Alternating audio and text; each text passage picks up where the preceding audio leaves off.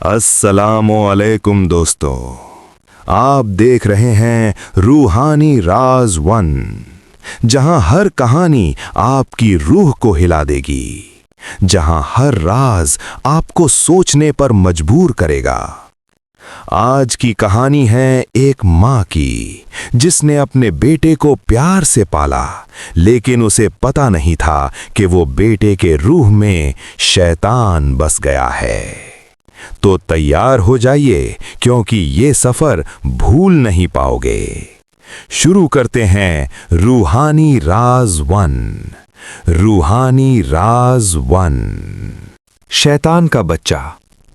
किस्सा 1, मकबूल रिंग। पिछली दास्तान में आपने देखा था कि वीरान ने अपनी असली शक्ल दिखाई और ठाकुर विक्रम सिंह का कत्ल कर दिया था।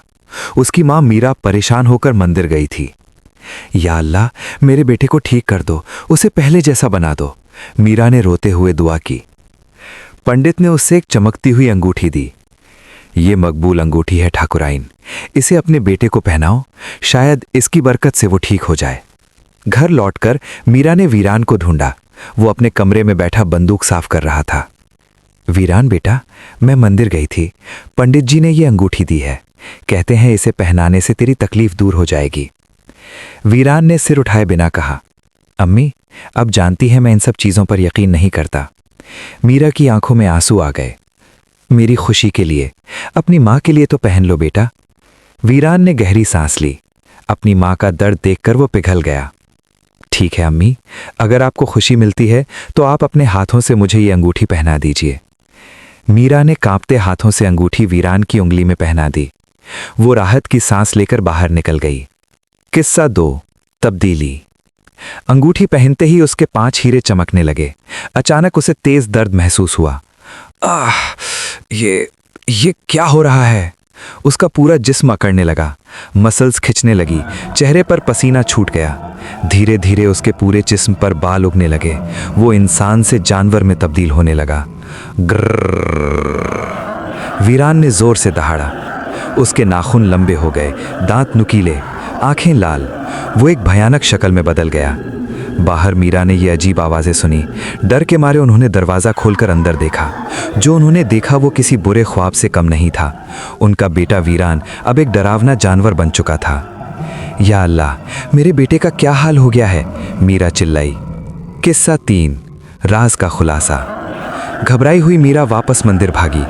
पंडित जी, मेरे बेटे के साथ कुछ भयानक हो गया है, वो जानवर बन गया है। पंडित जी ने घबराहट से कहा, ये तो मेरे बस की बात नहीं है ठाकुराइन, आपके बेटे पर शैतानी ताकत का साया है। तभी मंदिर के अंदर से एक गरज आई। हाँ ठाकुराइन, आपके बेटे पर शैतान का साया है और ये कभी नहीं उतर सकता। एक लंबा साधु लाल कपड़े में बाहर आया। मैं गुरु प्रताप शास्त्री का शागिर्द बलराम हूँ। कल सुबह मेरे गुरुजी से मिलिए, सिर्फ वही आपकी मदद कर सकते हैं। क्या सच में सब ठीक हो जाएगा? मीरा ने पूछा। वक्त बताएगा, लेकिन देरी की तो अफसोस होगा। किस्सा 4, पंडित की मौत। मीरा और साधु के जाने के बाद पंडित जी ने बाहर एक साया देखा। वो गंगा जल का लोटा लेकर बाहर निकले। जैसे ही वो मुड़े, उनके सामने अचानक वीरन खड़ा था। तूने ही मेरी अम्मी को वो अंगूठी दी थी ना पंडित? अब देख, तेरे और तेरे भगवान के बीच मैं खड़ा हूं। वीरन ने दहाड़ी मारी। पंडित जी ने हिम्मत करके गंगा जल वीरन पर फेंक दिया। पानी उसके हाथ पर लगा और जलने लगा। पंडित, तूने गलती की।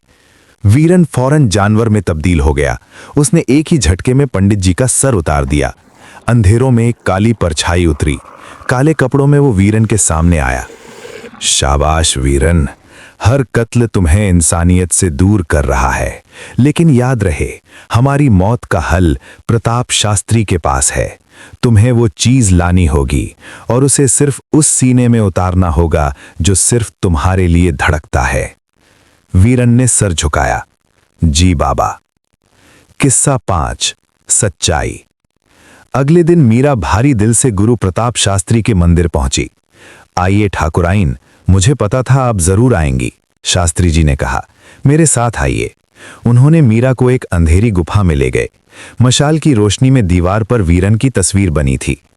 ठाकुर आइन, आपका बेटा नरक पुत्र है, वो इंसान नहीं, शैतान की औलाद है। मीरा की आंखों से आंसू बहने लगे।